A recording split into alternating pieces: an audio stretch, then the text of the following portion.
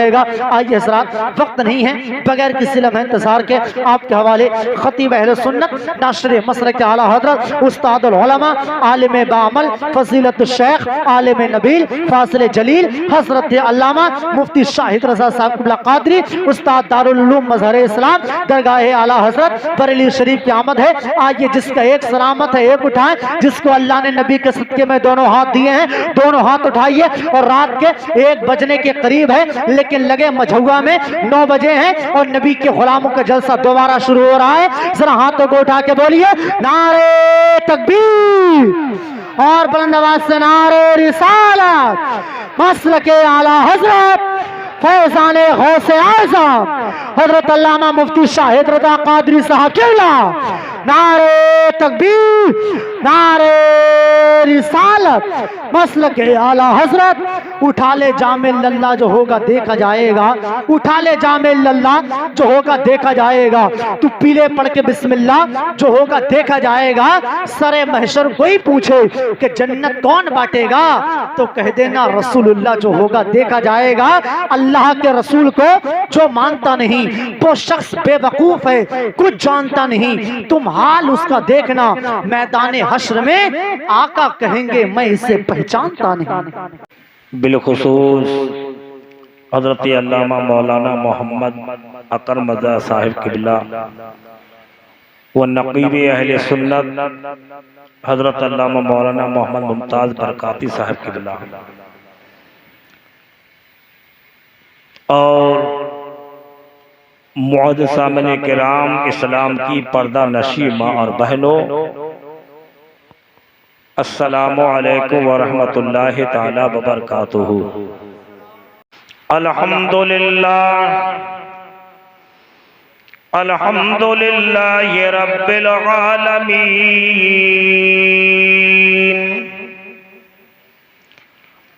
वल आक़िबतु लिल मुत्तक़ीन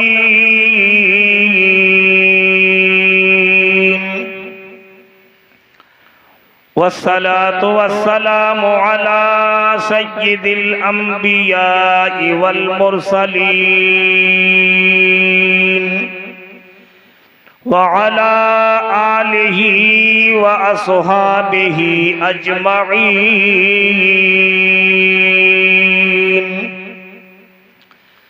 अम्मा बअद फ़अऊज़ु बिल्लाहि मिनश शैतानिर रजीम।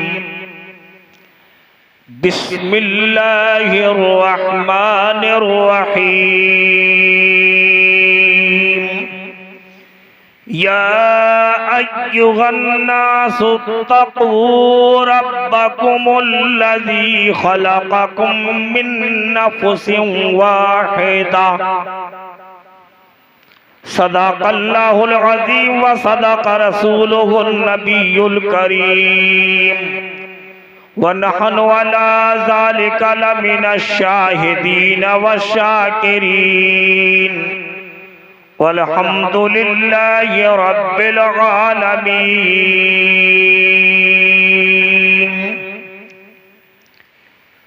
बादहे तौहीद के मत वालों, शमअ रिसालत के परवानों, गौसो ख्वाजा के दीवानों, आइए हम और आप सबसे पहले अल्लाह के रसूल दानाए गुयूब, गिरतों को उठाने वाले आका, चांद के 2 टुकड़े करने वाले आका, गुंबदे खिजरा में आराम फरमाने वाले आका, लंबे लंबे हाथों से भीख देने वाले आका, यानी अहमदे मुस्तफ़ा मोहम्मद मुस्तफ़ा सल्लल्लाहु ताला अलैहि वसल्लम की बारगाह में झूमकर बावाज़े बुलंद दरूद शरीफ पढ़ लो। पढ़ो अल्लाह रब्बो मुहम्मदिन सल्लल्लाहु अलैहि वसल्लम नहनु इबादो मुहम्मदिन सल्लल्लाहु अलैहि वसल्लम सलातो व सलामुन अलैका या रसूल अल्लाह सल्लल्लाहु। अब सब लोग मिलके कलमा शरीफ पढ़ लो। ला इलाहा इल्लल्लाहु मुहम्मदुर रसूलुल्लाह सल्लल्लाहु ताला अलैहि वसल्लम। याद है ना? बच्चों को भी याद होगा। अच्छा एक मरतबा और पढ़ना बुलंद आवाज से, ला इलाहा इल्लल्लाहु मुहम्मदुर रसूलुल्लाह सल्लल्लाहु ताला अलैहि वसल्लम। खाना तो खा चुके हैं आप लोग, भूख तो नहीं लगी आप लोगों को? अब मैं बहुत देर में छोड़ूंगा। हाँ इसलिए मैंने पहले पूछ लिया कि भूख तो नहीं लगी। समझ गए? जागना समझ गए? महफिल अल्हम्दुलिल्लाह बहुत अच्छी जमी है, छोड़े लोग हैं यहाँ। आज ख्वाजा भी हैं, गौस भी हैं। नजर हो तो सबसे मुलाकात हो। थोड़े ही है लेकिन अल्हम्दुलिल्लाह जिंदा दिल है। बहुत अच्छे अंदाज में आपने नाज शरीफ समात की। अगर इजाजत हो सरफ तो 2 शेर पढ़ दूं मैं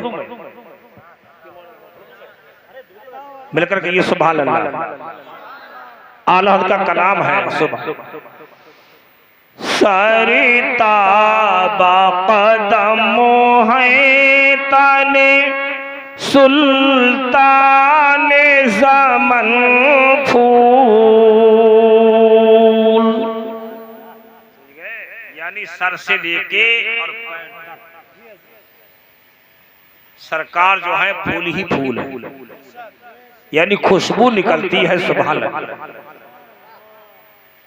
और सरकार के बदन मुबारक से ऐसी खुशबू निकलती है कि जो मेरे आका का फुजला होता है, यानी जो हम अपनी बोली में नबी के लिए ऐसी अल्फाज बोल नहीं सकते। फुजला पहचानते जो हम लैट्रिन करते हैं उसको फुजला बोला जाता है, लेकिन नबी की जात के लिए आप ये नहीं कह सकते कि नबी ने लैट्रिन की। ये अल्फाज बोलना नबी के लिए दुरुस्त नहीं है, जायज नहीं है।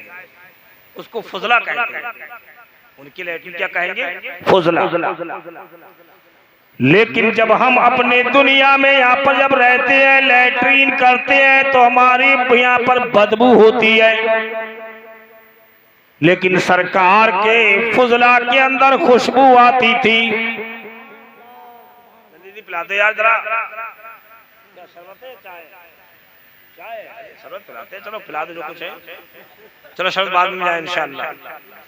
हाँ जल्दी जल्दी पिला दो।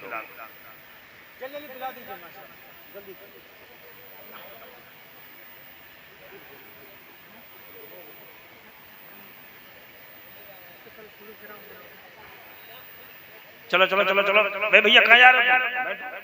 मौका का फायदा बता दो। अच्छा तो आला हजरत फरमाते हैं कि सरकार का बदन सर से लेके पैर तक फूल ही फूल है। सरिता बाक़दमो है ताने सुल्तान ज़मन फूल। सरिता बाक़दमो है ताने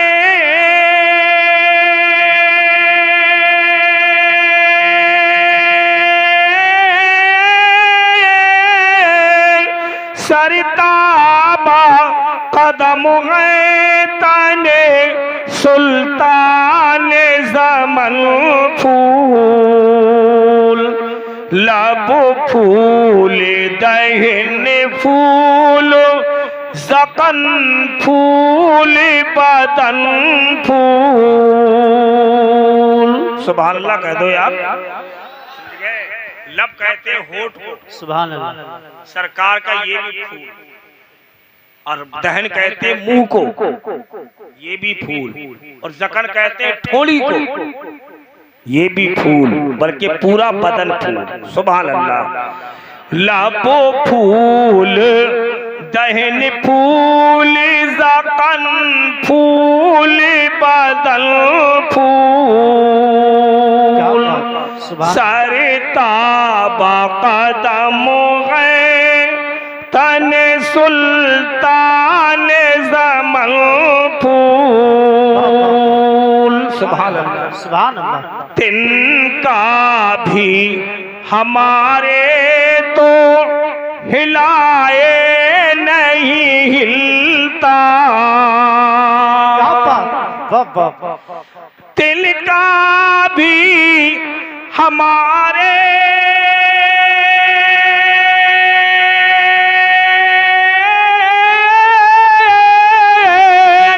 तिनका भी हमारे तो हिलाए नहीं हिलता। तुम चाहो तो हो जाए अभी को में हल फूल। तुम चाहो तो हो जाए अभी को में हल फूल। सरताबा कदम तने सुल्तान ज़मन फूल। और कहते जरा सुभान अल्लाह। सरकार के पसीने की खुशबू आती थी। एक सहाबी रसूल थे मदीने शरीफ में, वो इत्र का काम करते थे, इत्र बेचते थे। सरकार तशरीफ फरमा है लेटे हुए, तो उन्होंने ऐसे सरकार के बदन से पसीने को खींचा और अपने इत्र में डाल दिया। और वो इत्र उन सहाबी रसूल का इतना महका कि जब किसी की शादी होती थी तो वो उन्हीं का इत्र मंगाया जाता था। आला फरमाते हैं वल्लाह जो मिल जाए मेरे गुल का पसीना, वल्लाह जो मिल जाए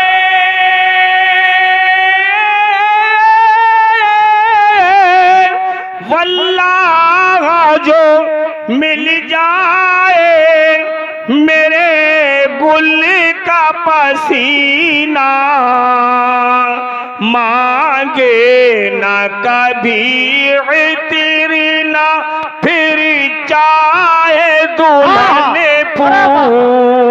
नारे तकबीर, नारे रिसालत, कलामे सरकारे आला हजरत, इश्क मोहब्बत, इश्क मोहब्बत, उस्तादुल उलमा मुफ्ती शाहिद रज़ा कादरी साहब किबला।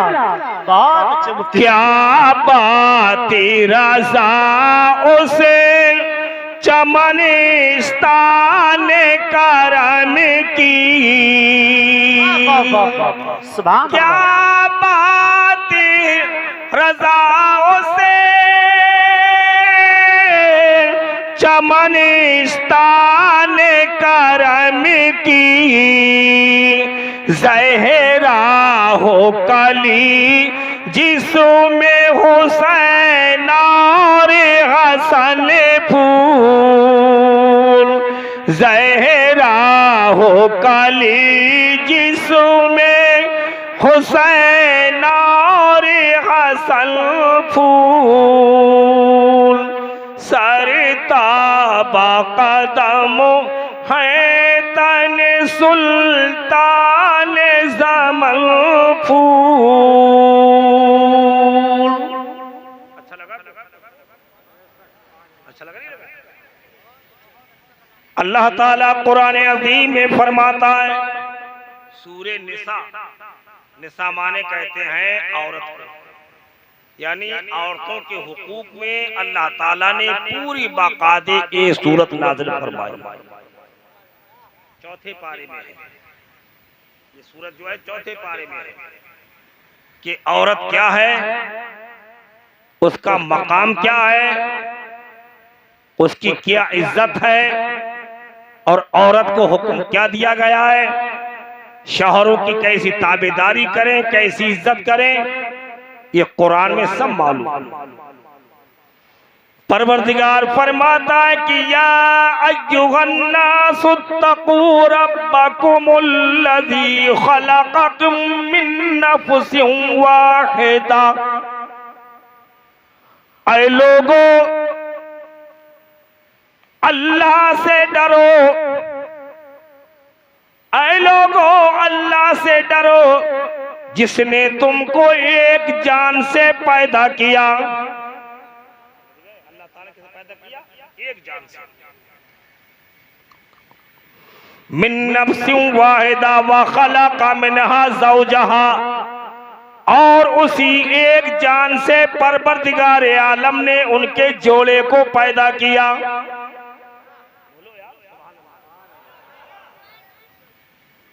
एक जान से उनके जोड़े को पैदा किया, यानी उसकी बीवी को पैदा किया। वो एक जान कौन है? हजरत आदम अलैहिस्सलाम। बोलो कौन है? हजरत आदम अलैहिस्सलाम। कुरान फरमा रहा है कि तुमको एक जान से पैदा किया और उसी जोड़े से परवरदिगार आलम ने उनकी बीवी को पैदा किया, उसी एक जान से। वबस्सा मिनहुमा रिजालन कसीरन व निसा, और अल्लाह ताला फरमाता है फिर उन्हीं जोड़े से यानी हजरत आदम और हब्बा से परवरदिगार आलम ने बहुत से मर्दों को, बहुत सी औरतों को अल्लाह ताला फरमाता है कि पैदा किया। बहुत गहरी बात बता रहा हूं मैं आपको, इल्मी बात तकरीर तो सुनती हूँ, लेकिन ये बात सुना करो, समझ गए कि हजरत आदम अलैहिस्सलाम से बहुत बबस्सा मिनहुमा रिजालन कसीरन व निसा, बहुत से मर्दों को, बहुत सी औरतों को अल्लाह ने उन्हीं से पैदा किया। हजरत हब्बा रदी अल्लाह ताला अन्हा रोजाना खुदा की कुदरत से, खुदा की शान देखिए, रोजाना उनसे एक बच्चा पैदा होता था।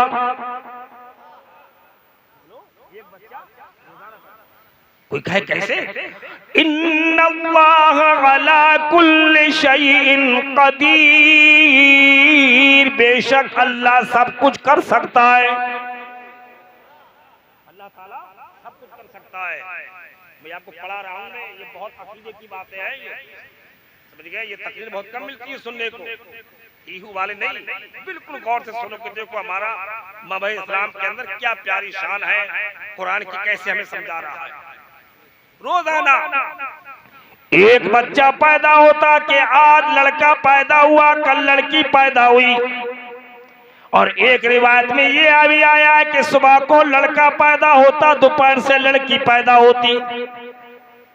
लेकिन उन दोनों का रिश्ता परवरदिगार आलम ने कैसे बचा के रखा सगी बहनों को कि अगर आज सुबह को लड़का पैदा हुआ, दोपहर से लड़की पैदा हुई, तो दोनों का रिश्ता हराम है। दोनों का रिश्ता क्या है? हराम था। आज लड़का पैदा होता, कल लड़की पैदा होती, उनका रिश्ता जायज था।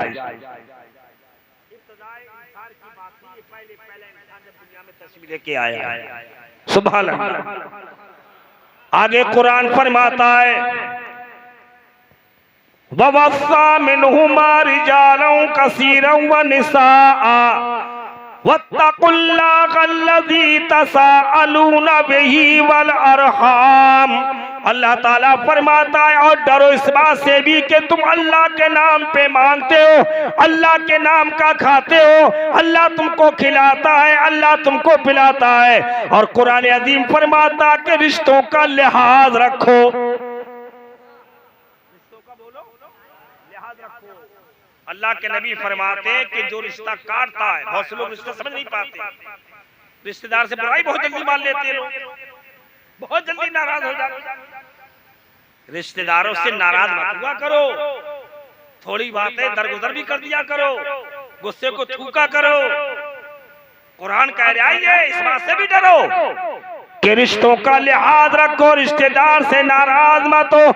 मेरे आका ने फरमाया कि शाबान की रात में बड़े से बड़े गुनाहगारों को अल्लाह बख्श देता है, लेकिन जो आदमी रिश्तेदारी को कता ताल्लुक करता है, जो आदमी रिश्तेदारी तोड़ लेता है, जो आदमी रिश्तेदारी में नहीं जाता, मेरे आका फरमाते हैं खुदा ऐसे को माफ ना करता है। तो कभी रिश्तेदार का दिल मत तोड़ना यार, वो रिश्तेदार है, कुरान ने कह दिया ना, कुरान की बात पर ईमान है ना, ये बोलो कुरान की पूरी आयत पर पूरे कुरान पर ईमान लाना फर्ज है। तुमको पता नहीं है कि रिश्ता होता क्या है? आओ कुरान से मालूम करें। ए कुरान तू ये बता, जन्नत में जाने वाले सबब बता। साहबी रसूल अर्ज करते हैं कि या रसूल अल्लाह, जन्नत में जाने वाला अमल बताइए कि जन्नत में कैसे जाए। तो हजरत जिब्रील कुरान लेकर के आते हैं, वअब्दुल्लाह वला तुशरिकू शैअन, अल्लाह की इबादत करो, अल्लाह की जात में सिफात में किसी को शरीक ना ठहराओ। वबिल वालिदैन एहसाना, माँ बाप के साथ में एहसान करो। वजिल कुर्बा, और रिश्तेदारों के साथ में भी एहसान करो।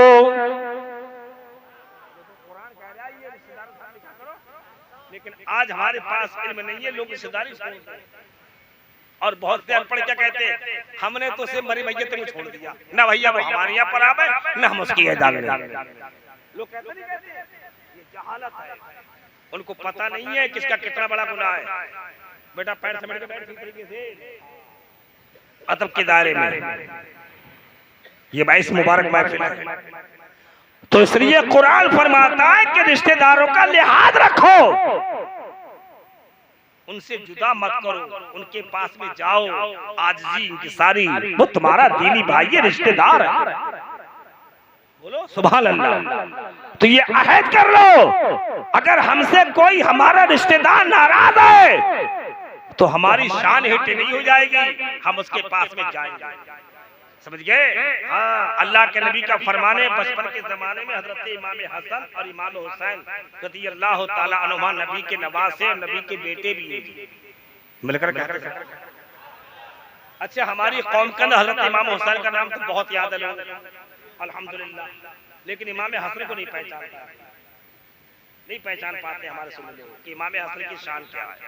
सबको पहचानो, वो इमाम हुसैन के बड़े भाई हैं, इमाम हुसैन के वो बड़े भाई हैं, और वो ऐसी शान रखते हैं, ऐसा मकाम रखते हैं कि अल्लाह के नबी ने उनको गोद में लेकर के फरमाया, मेरे प्यारे दोस्तों, कहा कि ये मेरा बेटा दो जमातों मुसलमानों में सुलह कराएगा। अहले सुन्नत के लोगों सब बातें याद रखा करो। अब ये चल रहा है जिलहज्जा का महीना, पता है 18 तारीख को क्या हुआ? नहीं पता होगा, पता नहीं होगा तुम्हें। इस 18 तारीख को सरकारे उस्मान गनी रज़ी अल्लाह ताला अन्हु की शहादत हुई है, जो हुजूर के तीसरे खलीफा। लेकिन हम लोगों को पता नहीं है, सुन्नी लोगों को, क्योंकि तकरीरें जो होती है वो ऐसी सराई नहीं मालूम होती है जिससे पता चले हमारे इस्लाम की बात। समझ गए? अब तो लोगों को ये मालूम, खाली एक साहब की दोस्ती हो गई थी एक दूसरे मजहब वाले आदमी, उनको पता कुछ नहीं था, मुसलमान को पता नहीं था। तकरीर में जाके सुन लिए थे, मौलवी साहब ने कह दिया था कि भाई मुसलमानों से दोस्ती रखा करो। बोले हाँ बात तो सही है। अब सुबह को जब घर पे पहुंचे तो उनके दोस्त आके गैर मजहब के आदमी, तो बीवी से बोले बता मत देना, मौलवी साहब ने मना कर दिया, लेकिन फिर भी उठ के चले आए। हाँ साहब, हाँ भैया देखो तुम अपने घर जाओ, मैं अपने घर जा रहा हूँ, घर की दोस्ती नहीं चलेगी। बोले क्यों? कि मौलवी साहब ने मना कर दिया, किसी गैर मुस्लिम से दोस्ती मत करना। बोले यार दोस्ती क्यों खत्म कर रहा हूँ, मुझे मुसलमान कर लो। समझ गए? बोले हाँ मुसलमान कर ले रहे। बोले फिर पढ़ाओ कलमा। बोले यार पता मुझे भी ना क्या पढ़ाया जाए, मुझे पता नहीं क्या पढ़ाना पड़े। तो कम से कम इतनी बात याद होना चाहिए, हजरत इमाम हसन और इमाम हुसैन रज़ी अल्लाह ताला अन्हु में 3 दिन के लिए बोलचाल खत्म हो गई। और मेरे आका ने फरमाया मुसलमान की शान ये नहीं है कि वो अपने दीनी भाई से बोलचाल को खत्म कर दे, 3 दिन से ज्यादा होना ना चाहिए। अगर 3 दिन से ज्यादा बोलचाल उसने खत्म कर दिया है तो परवरदिगार आलम की तरफ से रहमतें उड़ जाती है। लेकिन मेरे सरकार ने ये फरमाया कि जो मुसलमान दूसरे मुसलमान को मनाने जाता है तो मनाने वाला आदमी जन्नत में पहले जाएगा। मिलकर कह दो यार सुभान अल्लाह। मेरी बात पसंद नहीं आ रही आपको? कि जो मुसलमान दूसरे मुसलमान को मनाने जाए तो मेरे आका ने फरमाया कि वो आदमी जन्नत में पहले जाएगा उससे। और इमाम हसन बड़े थे, इमाम हुसैन छोटे थे, तो मेरे सरकार ने हजरत इमाम हुसैन से कहा कि बेटा तुम्हारे वो बड़े भाई हैं, तुम उनको मनाने जाओ। तो कहा कि अब नाना जान आप ही ने तो फरमाया है कि मनाने वाला आदमी जन्नत में पहले जाएगा।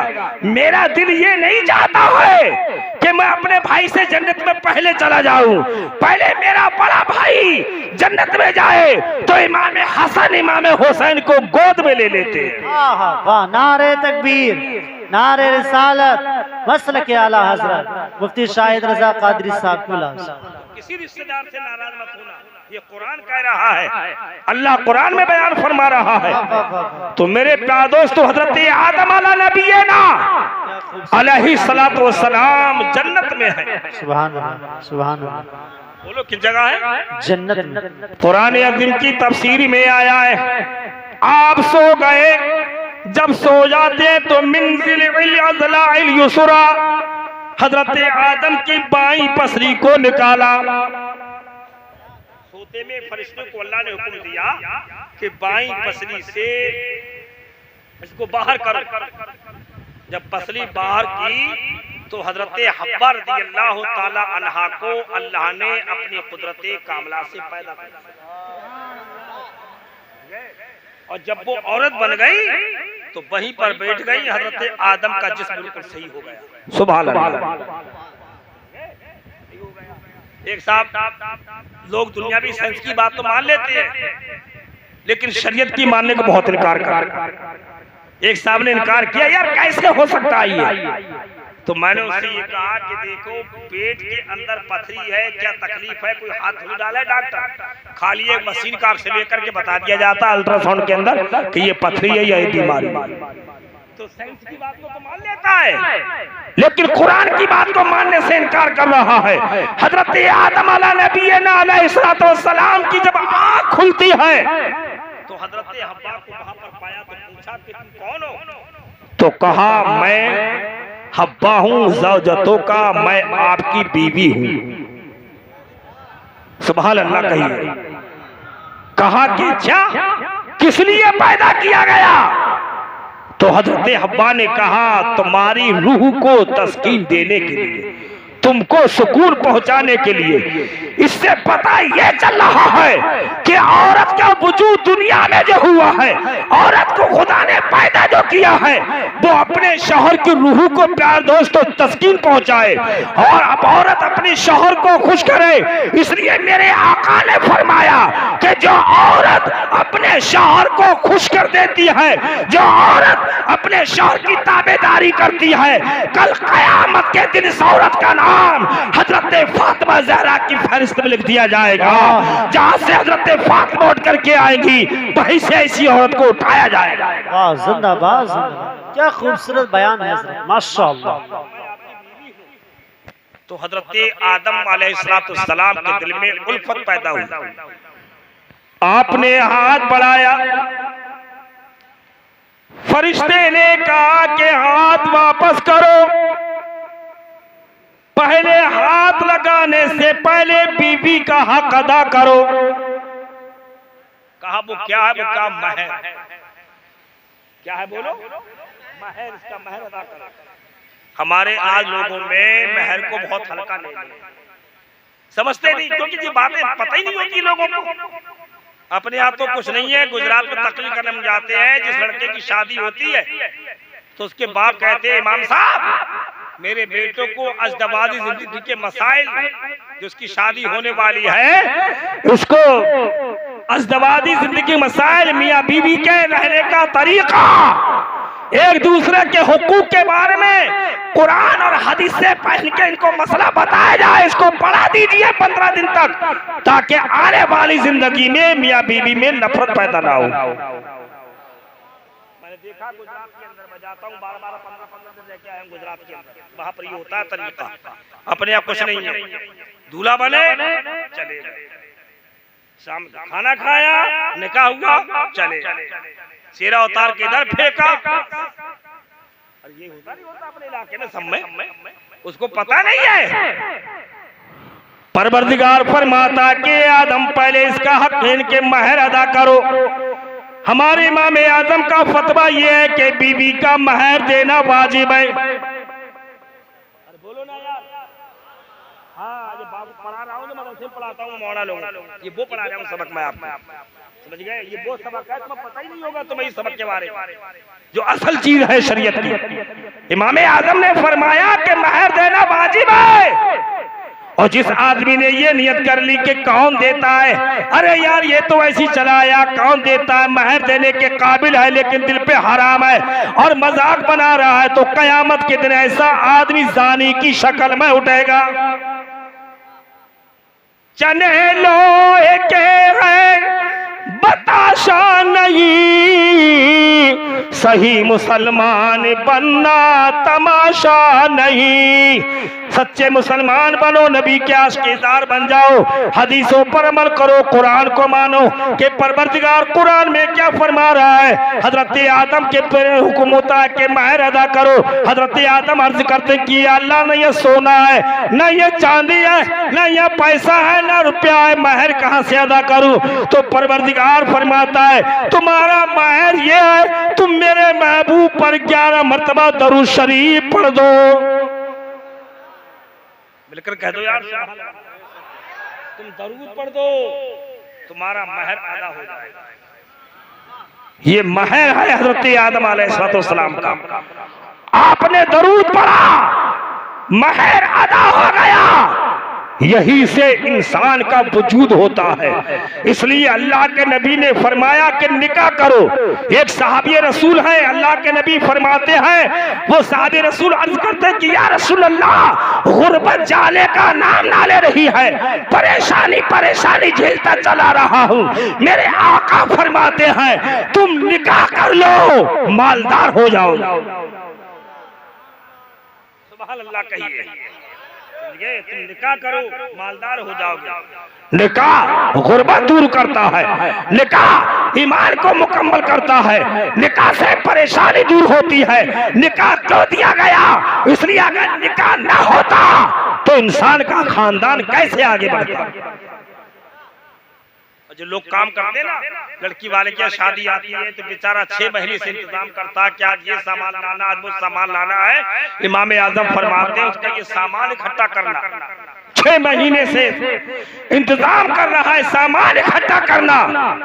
आपने फरमाया उसकी नफली नमाज से बेहतर, उसकी नफली नमाज अदा करने से बेहतर है जो अपनी बेटी के लिए इंतजाम करता है। सरकार फरमाते हैं बेटी खुदा की रहमत है, बेटे खुदा के नेमत है। नेमत का हिसाब होता है, खुदा की रहमत का कोई हिसाब नहीं होता है। ये खुदा की रहमत है, समझ गए? अल्लाह के नबी सल्लल्लाहु अलैहि वसल्लम मदीने शरीफ में तशरीफ फरमा, मेरे आका ने फरमाया जिस साहब की 3 लड़कियां हो, वो 3 लड़कियों की अच्छी तरबियत करके उनका निकाह करें। तरबियत पहचानते हो? उसको अच्छा तरीका सिखाए, खाना बनाने का तरीका, सास ससुर के साथ में रहने का तरीका। इसलिए कि नबी फरमाते हैं कि आदमी के 3 माँ बाप होते हैं। एक माँ बाप तो वो होते हैं जिससे हम और आप पैदा हुए हैं। मेरे आका ने फरमाया कि एक बाप वो होता है जो उस्ताद होता है। उस्ताद बाप के दर्जे में है, उसकी शरीकियत माँ के दर्जे में है, बल्कि उस्ताद का मर्तबा तो बाप से भी आला हजरत ने बड़ा बताया है। और सलाम में फरमाते हैं मेरे उस्ताद माँ बाप भाई बहन, उस्ताद को पहले जिक्र किया है, माँ बाप को बाद में जिक्र किया है।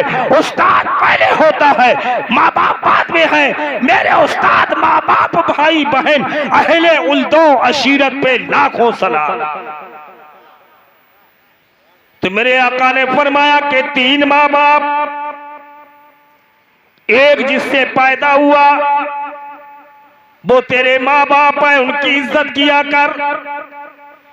मेरे आका ने फरमाया कि एक तुम्हारे माँ बाप वो है जो उस्ताद है, उस्ताद की इज्जत ऐसे किया करो जैसे बाप की इज्जत करते हैं।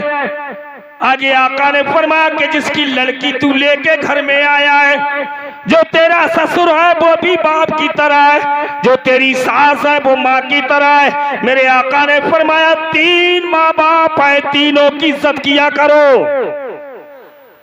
समझ गए? बहुत से लोग तो उस्ताद हजरों को बदतमीज बोल जाते हैं, उनको पता नहीं होता ना मसला।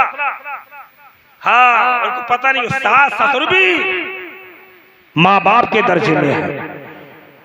तो मेरे आका ने फरमाया कि जिसकी 3 लड़कियां हैं और तीनों लड़कियों की अच्छी तरबियत करे, उनको दीन सिखाए। क्या सिखाए? दीन सिखाए। हमारी मामाएं नहीं सिखाती इस चीज के लिए। हमने देखा बाहर जा रिश्तेदारी में जाते हैं, छोटे छोटे बच्चे पैदा होते हैं तो उनको दूध पिलाया, एसिड डाल दिया, उसके पैर किबला की तरह बच्चे, समझ गए? वो पखाना पेशाबी कर लिया, ऐसे पैर मार लिया है, उसके पैर किबला की तरफ है। ये तुमने तरबियत नहीं दी अपनी लड़की को। मेरे आका ने फरमाया कि किबला की तरफ को पैर ना होना चाहिए। अगर बच्चे के पैर है तो बच्चा ना समझ आए, गुनाहगार बच्चा नहीं है बल्कि लिटाने वाला गुनाहगार है। अपनी लड़की को बताओ कि बेटा कभी जिंदगी में किबला की तरफ को पैर ना करना, और खुदा तुम्हें औलाद दे, उस औलाद की तरबियत क्या करना है जिस किबला की तरफ मुंह करके नमाज पढ़ते हैं। कभी बच्चे के पैर किबला की तरफ होना ना चाहिए। लेकिन हमारी माँ बहन ये मसला पता नहीं है, समझ गए? किबले का अदब करो, वरना मरने के बाद में तुम्हारा मुंह फरिश्ते किबले से हटा देंगे। जब कब्रिस्तान में लिटाया जाता है, मुंह किधर को किया जाता है? किबला की तरफ को किया जाता है, काबे की तरफ को मुंह किया जा रहा है। अल्लामा नबवी फरमाते हैं जो दुनिया में किबला का अदब नहीं करता है, मरने के बाद फरिश्ते उसका मुंह किबला से घुमा देते हैं, उसका मुंह फरिश्ते घुमा देते हैं। इसलिए किबला का अदब करो। अपने घर में बताओ कि बेटा किबला की तरफ पैर मत किया कर। बताओगे नहीं बताओगे? मैं कोई तकलीफ नहीं कर रहा हूँ, आपको थोड़ी बता रहा हूँ, इसका होना बहुत जरूरी है। नबी ने फरमाया, एक साबित पूछते या रसूल अल्लाह अगर 3 लड़कियां ना हो तो मेरे आका ने फरमाया 2 लड़की हो, 2 लड़कियों को पाले पोसे तरबियत करे और उनका निकाह कर दे, वो जन्नती है। मिलकर कह दो सुभान अल्लाह। तीसरे सहाबी अर्ज करते हैं या रसूल अल्लाह अगर 2 लड़कियां नहीं है तो मेरे आका ने फरमाया 1 लड़की हो, उसको पाले पोसे तरबियत करे, निकाह कर दे। मेरे आका ने फरमाया वो जन्नती है। चौथे साहबी अर्ज करते हैं या रसूल अल्लाह अगर 1 भी लड़की नहीं है तो आपने फरमाया दिल में आरज़ू रखे रहे, ख्वाहिश रखा रहे, काश के 1 लड़की हो जाती तो लड़की की आरज़ू में खुदा माँ बाप को जन्नती बना देगा। ये खुदा की ऐसी रहमत है लड़कियां। इसलिए सरकार फरमाते हैं जिस घर में लड़की हो जाती है खुदा की बरकतें नाजिल होती है। नारे तकबीर, नारे रिसालत, मसलके आला हजरत, जश्न शादी खाना आबादी, उस्तादुल उलमा हजरत अल्लामा मुफ्ती शाहिद रजा कादरी, मुसलमाने मजहुआ फरीदपुर बरेली शरीफ। इश्क मोहब्बत, इश्क मोहब्बत। बहुत अच्छे मुफ्ती साहब, क्या गुफ्तगू है माशाअल्लाह। तो मेरे प्यारे दोस्त ये महर है जिसके बारे में मैंने आपको बताया, उसको महर अदा करो। महर 10 दीनार से कम ना होना चाहिए। आज की कीमत का महर लोग बदबाते हैं, लाखों के ज्यादा की तो कोई तादाद मुतय्यन नहीं बताई शरीयत ने, लेकिन कम से कम इतना महर हो जाए, 50-60 हजार के लगभग महर पहुंच जाए। इससे कम महर में निकाह मेरे प्यारे दोस्तों ना होना चाहिए। ये लड़की का हक है। और अल्लाह के नबी फरमाते मिलकर कहिए सुभान अल्लाह, जिस घर में शादी होती है चाहे लड़का हो या लड़की हो खुदा की बरकतें नाजिल। कल जनाब ये हमारे तौसीफ भाई कल दूल्हा बनेंगे, बारात लेकर के जाएंगे, लेकिन आजकल के दौर में देखा जाता कि लोग बारात में जाते, खाना खाते, चले आते हैं, लेकिन आप सवाब के हकदार नहीं, खाली आपने पेट भर लिया और चले आए। बारात में जाने का भी सवाब मिलता है। इमाम आजम ने फरमाया कि अगर 100 आदमी 50 आदमी जितने भी बारात में आए और वो अपनी आंखों से निकाह देखते रहे कि दूल्हा का निकाह होने वाला है और दूल्हा के निकाह में शरीक होते हैं, मेरे आका ने फरमाया कि जहां निकाह होता है, पहले रसूलुल्लाह के जमानों में निकाह में एक मुस्तहब तरीका बल्कि सुन्नत तरीका ये था कि पहले मस्जिदों में निकाह होता था, दूल्हा को मस्जिद में बिठाया करते थे, दूल्हा को मस्जिद में बिठा करके निकाह पढ़ाते थे। जब मस्जिद में बैठा होता था खुदा की बरकतें नाजिल होती थी। इमाम आजम ने फरमाया जितने लोग निकाह में शरीक होते हैं सबके सब नफिल नमाज का सवाब पाते हैं। निकाह ना हो जाए किसी दूल्हा का, पेट भर के भागो मत, थोड़ी देर ठहरो, उसका निकाह देखो। समझ गए? फरिश्ते आते हैं, निकाह की महफिल कबूलियत होती है, निकाह हो रहा है, प्यारी सरकार की सुन्नत अदा हो रही है। और नबी ने फरमाया जो सुन्नत को जिंदा करता है वो 400 शोहदा का सवाब पाता है। इसलिए तो फरमाया कि निकाह हो सुन्नती, निकाह मेरी सुन्नत है, जिसने निकाह से इराज किया वो मेरे तरीके में से नहीं है। निकाह करना चाहिए प्यारे दोस्त, निकाह बड़ी प्यारी चीज है और शरीयत पर अमल करो। अच्छा, आजकल हमारे बच्चे क्या देखते हैं कि हमारे मुआशरे में खराबी और ज्यादा चल रही है, नंगे सर खाना खाना। क्यों? अभी चाय पी देखा मैंने तो ऐसे पी कर ले लो, नहीं, दोनों हाथों से। हदीस में फरमाया बाएं हाथ से खाना पीना लेना देना ये शैतान का तरीका है, और एक हाथ से खाना यानी पीना उठा करके ऐसे ही ये भी शैतान का तरीका है। जब पानी पियो तो 3 सांसों में पियो और दोनों हाथ से पियो। नबी की सुन्नत को अपनाओ। सरकार फरमाते हैं अगर जो सुन्नत अल्लाह की बारगाह में कबूल हो गई तो तुम्हारी दुनिया भी कामयाब हो जाएगी, आखिरत भी कामयाब हो जाएगी। पेशाब करते लोग, इस्तिंजा नहीं करते, अदब नहीं है।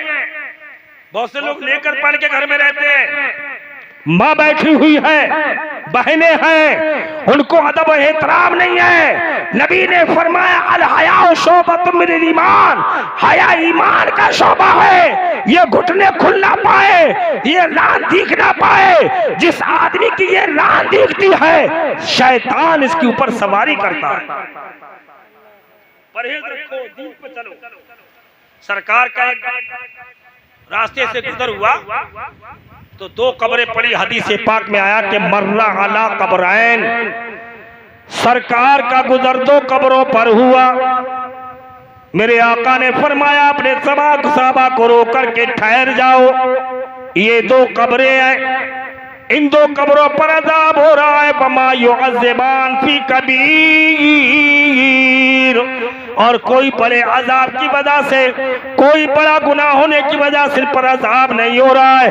मेरे आका ने फरमा रहा इसका सवाल व अम्मा गाज़ा, रहा इसका सवाल तो यही वो है कि ये खड़े होकर पेशाब करता था, पेशाब की छींटों से ना बचता था, पेशाब के कतरों से अपने आप से ना बचाता था। व अम्मा हाज़ा, रहा इसका सवाल, इसकी सवाल करते हो वह हाज़र रजुलो, ये ऐसा मर्द नमीमत चुगली किया करता था, लोगों की गीबत बयान करता था, चुगली करता था। मेरे आका ने फरमाया चुगली करने वाला आदमी जो चुगली करता है, गीबत करता है, यहाँ तक कि आका फरमाते हैं अल गीबतो अशद्दो मिनज़ ज़िना, मुसलमान की गीबत बयान करना, किसी की चुगली बयान करना, मेरे आका ने फरमाया जिना से ज्यादा बुरा गुनाह है। जिना का गुनाह माफ हो जाता है लेकिन गीबत चुगली का गुनाह माफ नहीं होता है। तो मेरे आका ने फरमाया ये चुगली बहुत करता था, ये खड़े होकर पेशाब करता था, पेशाब की छींटों से बदन को न बचाता था। उन दोनों की वजह से दोनों कब्रों पर अजाब हो रहा है।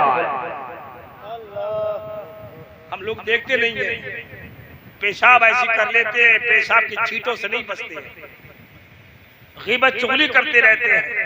हजरत इमाम ग़ज़ाली रहमतुल्लाह ताला अलैह ने फरमाया अपनी किताब मुक़द्दसुल क़ुलूब के अंदर के एक औरत उसको दफनाया गया, दफनाने के बाद उसके भाई को याद आया कि मेरी थैली कब्र में गिर गई है। जब कब्र को दोबारा खोदता है तो मेरे प्यारे दोस्तों उसके पैर आगे से पीछे से निकाल के उसको बांधा गया। फौरन दौड़ के आता है और अपनी अम्मी से पूछता है कि अम्मी जान, मेरी बहन ने कौन सा ऐसा गुनाह किया है? तो जवाब मिलता है कि तेरी बहन के अंदर ये पुरानी खसलत आदत थी कि लोगों में गीबत करती थी, चुगली बयान करके लोगों के घर उजाड़ दिया करती थी, आपस में दंगा फसाद कराया करती थी। ए मुसलमानों, जलसों का मतलब यही होता है कि हम दीन सीखें, दीन पर अमल करें और हम ऐसे गुनाह से बचें ताकि हमारी औलाद जो पैदा हो, हमारी नस्ल जो पैदा हो, वो मुत्तकी परहेजगार बन करके रहे। जितना परहेजगार माँ बाप होते हैं उतनी औलाद भी शरीफ हो जाती है। औलाद भी शरीफ होती है। आपने सुना होगा ना गौसे आज़म के बारे में, मिलकर के ये सुभान अल्लाह। हमारी बाल इस्लामी भाइयों को तो नहाने धोने का तरीका भी पता नहीं होगा, समझ गए? उनको गुस्ल का भी पता नहीं होगा। औरत में चाहे मर्द में गुस्ल की बहुत एहतियात होना चाहिए, खासकर औरतों में। अगर औरतें बुंदा पहनी है और उनका बुंदा अगर ढीला है तो जब तक के उस बुंदे के सुराख के अंदर ऐसे उंगली का पानी लेकर के और उसको घुमा करके अगर वो नहीं धोएंगी, पानी उसके अंदर नहीं बहेगा तो उस औरत का गुस्ल नहीं होगा। उनको ये पता नहीं है औरतों को किसमें कितनी बड़ी शक्ति है गुस्ल के अंदर। और जब किसी माँ बहन का गुस्ल नहीं होगा तो उसकी नमाज कभी हो ही नहीं सकती। हमारी माँ बहनों को का तरीका नहीं पता, इसलिए हजरत आयशा सिद्दीका रज़ियल्लाहु ताला अन्हा बयान फरमाती हैं कि सरकार ने सबसे ज्यादा औरतों पर सख्ती फरमाई, नाराजगी जाहिर फरमाते थे और सरकार पूछते थे कि बताओ तुमने गुस्ल कैसे किया, कैसे गुस्ल करती हो? सरकार अपनी बीवियों से बड़ा प्यार करती थी। मेरे सरकार फरमाते मुझे 3 चीजें दुनिया की बड़ी पसंद है। अव्वल चीज मुझे दुनिया में नमाज बहुत पसंद है, मिलकर कह दो सुभान अल्लाह। दूसरी चीज मेरे आका फरमाते हैं मुझे बीवियां बड़ी पसंद है, मुझे बीवियां बहुत पसंद है। तीसरी चीज सरकार फरमाते हैं मुझे खुशबू बहुत पसंद है। ये खुशबू लगाते हैं, ये इत्र की लगाना चाहिए, बोली लगाना चाहिए, वो फुसफुस वाला आता है, उससे कपड़ा नापाक हो जाएगा, समझ गए? इत्र लगाना सुन्नत है। तो सरकार दो आलम सल्लल्लाहु अलैहि वसल्लम अपनी बीवियों से बड़ा प्यार करते थे। सरकार की कितनी बीवियां थी? सरकार की 11 बीवियां थी। कितनी बीवियां थी? 11 बीवियां थी सरकार। और सरकार की पहली शादी जो हुई थी हजरत खदीजतुल कुबरा से हुई थी। सरकार की 25 साल की उम्र शरीफ थी, हजरत खदीजा की 40 साल की उम्र थी।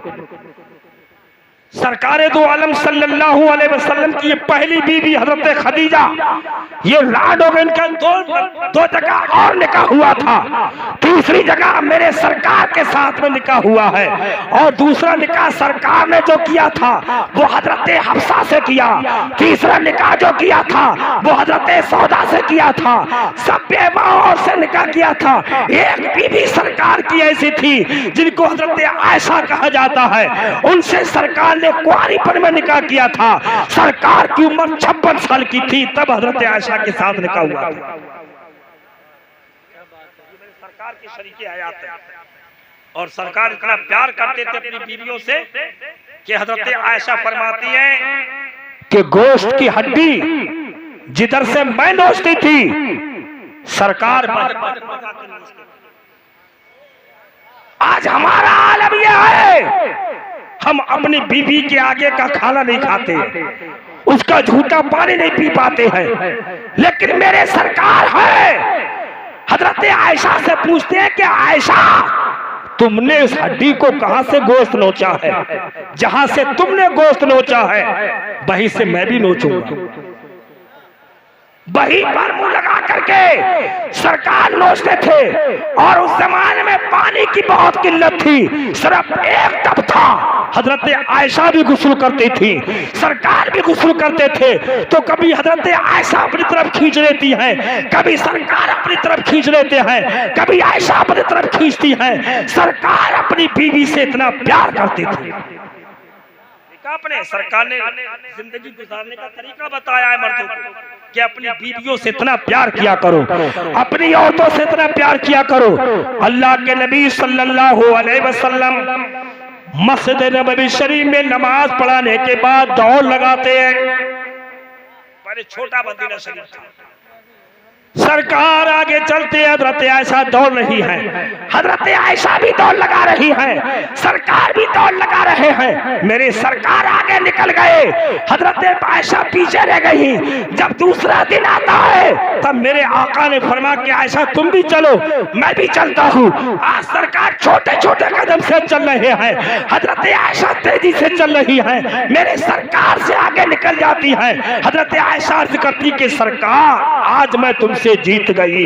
तो मेरे आका ने फरमाया कि आयशा जीत तो मैं ही जाता तुमसे, लेकिन मैंने तुम्हारा दिल रखा है, मैंने कदमों को छोटा कर लिया ताकि तुम आगे निकल जाओ, ताकि तुम्हें खुशी हो जाए। इसलिए शौहरों का काम है कि वो अपनी बीवियों को खुश रखें। सरकार कैसे जिंदगी गुजार रही है, जहां मेरे आका ने नमाज का तरीका बताया है, रोजों का तरीका बताया है, वहीं पर औरतों के साथ में रहने का तरीका बताया है कि औरतों को इतना दिल रखो, उनको इतना खुश करो, उनको इतना खुश करो। यहाँ तक के नबी ने फरमाया कि अगर एक पैसा भी औरत पर खर्च करते हो तो तुम्हारा वो भी सदका लिखा जाता है। लेकिन औरत को भी चाहिए कि अपने शौहर की बड़ी इज्जत करे। एक औरत पूछती या रसूल अल्लाह सल्लल्लाहु अलैहि वसल्लम, मैं अपने शौहर पर फिदा रहती हूँ, बड़ी मोहब्बत करती हूँ, कितनी मोहब्बत करना चाहिए, शौहर का कितना हक अदा हो जाए। तो कहा कि अगर उसके फोड़ा निकल आए, उस फोड़े का पी अगर तू पी ले तो शौहर का हक अदा ना होगा, शौहर का हक तुझसे तब भी अदा ना होगा। मेरे आका ने फरमाया कि मैंने औरतों को सबसे ज्यादा जहन्नम में जलते देखा, इसलिए कि औरतों में नाशुक्री बहुत होती है। मेरे सरकार फरमाते हैं औरत पर लाजिम है हमेशा हर हाल में अपने शौहर की खिदमत और ताबेदारी करती रहे। तो निकाह का यही मतलब होता है कि हम ऐसे जलसों में ऐसे तकरीर सुने ताकि आने वाले वक्त में हम सुधरे। हम बच्चों को जब कितनी तकलीफ की बात है, बहुत से लोग क्या कहते हैं अनपढ़ लोग कि जूती बेटा हमेशा चप्पल पैर में अच्छी लगती है, जूती जूती की तरह समझो। अगर कोई आदमी अपनी बीवी को समझ रहा है तो माँ बाप को बहुत सी तकलीफ हो जाती है कि वो साहब बीवी को बहुत समझ रहा है। अरे खुशी मनाओ, वो बीवी को इज्जत दे रहा है। हाँ, माँ बाप को माँ बाप को टाइम से खाना दे, जो जरूरत है वो पेश करे। बाकी आदमी वही अच्छा है कि जो आदमी अपनी बीवी पर फिदा रहता है, उसको मोहब्बत के साथ रखता है, उसके मोहब्बत के साथ रहता है। लेकिन कुछ लोग कहते हैं ना जूती पैर में ही रखो, मतलब उनका कहने का यह है कि औरत को कभी इज्जत ना दो। माज़अल्लाह है माज़अल्लाह, वो और लोगों का मजहब होता है। मजहब है इस्लाम के अंदर जहाँ माँ बाप की इज्जत बताई है, वहाँ मुस्तफा ने औरत की भी इज्जत बताई है। औरत का भी मकाम होता है, औरत की भी इज्जत होती है। मेरे सरकार ने फरमाया है कि औरतों की इज्जत किया करो, और औरतों को भी बताया है कि शौहरों की इज्जत किया करो। जब माँ बाप खुशहाल रहते हैं, जब माँ बाप अच्छे बर्ताव रखते हैं, तो औलाद खुशनसीब पैदा होती है, बरकत वाली औलाद पैदा होती है। देखा आपने आजकल का हमारी माँ बहनों को तो समझ गए, नमाज नहीं पढ़ना। अच्छा, एक का तरीका है हमारी माँ बहनों में, शौहर का नाम ना ले, वो ये समझती है कि शौहर का नाम लेने में निकाह टूट जाएगा। कुछ औरतों ने अकीदा बना लिया कि शौहर का अगर नाम ले लिया तो क्या निकाह टूट जाएगा। और वैसे बड़ा बती बोले, लुड़ी है, बड़ुआ है, मुसलैया है, दैयर है, जो मन में आती कह देती है, लेकिन नाम नहीं लेती है। नाम से सोचे कि निकाह क्यों? ये अकीदा हालांकि ऐसी बात नहीं है। एक लड़की थी बेचारी, वो बड़ी परेशान रहती थी। वो एक दिन अपने साल में मेहमानी करने आई, 8 दिन 10 दिन होगा रहते हुए, तो उसकी नानी ने कहा कि बेटा तूने कभी नमाज नहीं पढ़ी आज तक? तो कहा कि नानी मैं बड़ी परेशान रहती हूँ कि जो नमाज में सलाम फेरा जाए वही उनका नाम है। रहमतुल्लाह उनका नाम है, अगर मैं रहमतुल्लाह कह दूं तो मेरा निकाह टूट जाएगा। तो नानी ने कहा कि अरे बेटा हम ऐसा मसला बता देंगे, तेरा निकाह हो जाया और तेरी नमाज भी हो जाएगी। तो कहा कैसा मसला है कि नमाज सही पढ़ा करो, लेकिन जब सलाम फेरा तो ये कह दिया करो अस्सलामु अलैकुम गुड्डू के अब्बू, अस्सलामु अलैकुम गुड्डू के अब्बू, तो तुम्हारी नमाज हो जाए, तुम्हारा निकाह रह जाएगा। यानी ये पता था कि नाम लेने से निकाह टूट जाता है। नाम लेना शौहर का बेअदबी है, लेकिन निकाह नहीं टूटता। अब मर्द सुने दो मसले। बहुत से लोग कह देते हैं गुस्से में आकर के बीवी से, चली जा यहाँ से, निकल जा यहाँ से, मुझे तेरी कोई जरूरत नहीं है। अगर उसके दिल के अंदर ये इरादा है छोड़ने का तो तलाक।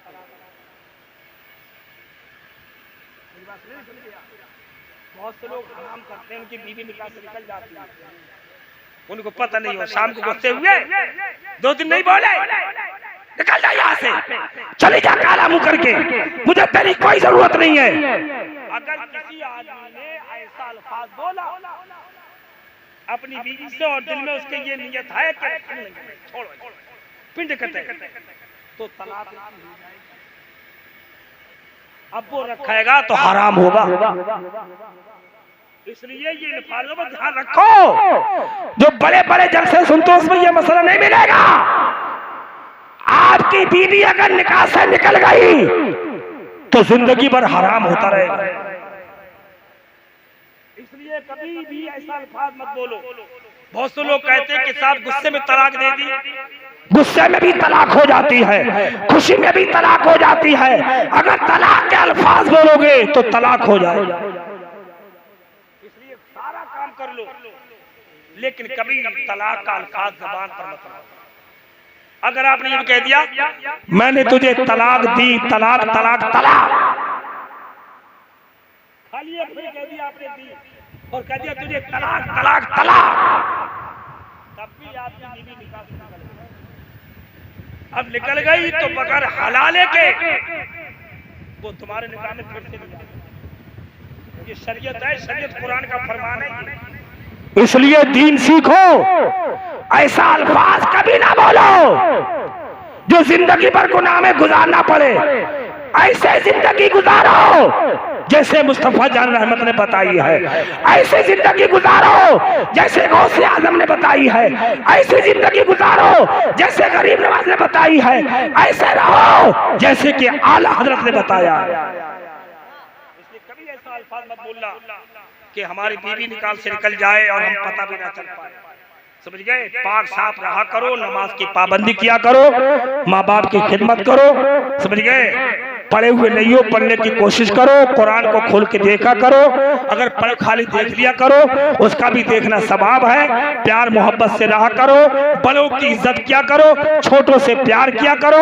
नबी फरमाते जो बड़ों की इज्जत नहीं करता है वो हमारे तरीके में से नहीं है, जो छोटे पर रहम नहीं करता है वो हमारे तरीके पर नहीं है। गाली मत किया करो, गाली बकने से जुबान गंदी हो जाती है, फिर उससे चाहे कितने भी अल्लाह अल्लाह करते रहो काबिल कबूल नहीं हो पाता है। ज़बान की जिंदगी दूर होने के लिए कुरान की तिलावत करो, सुबह को बेदार हुआ करो, कलमा शरीफ पढ़ा करो, कलमे से मोहब्बत रखो। दुनिया में जब जाओगे रहोगे, कलमा पढ़ोगे, आखिरत में चले जाओगे, कब्र में उठोगे तो कलमा ही पढ़ते उठोगे।